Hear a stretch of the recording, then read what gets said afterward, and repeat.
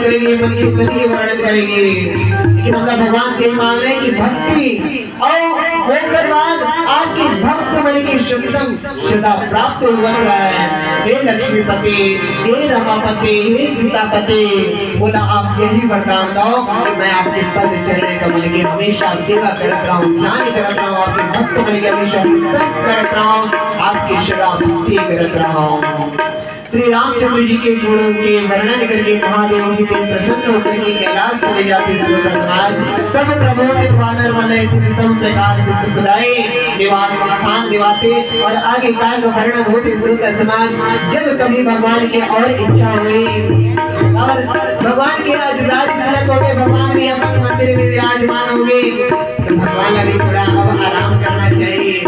और श्रोत समाज हम भी अपन वाणी का विराम देता है। श्रोत समाज भगवान की कथा की महिमा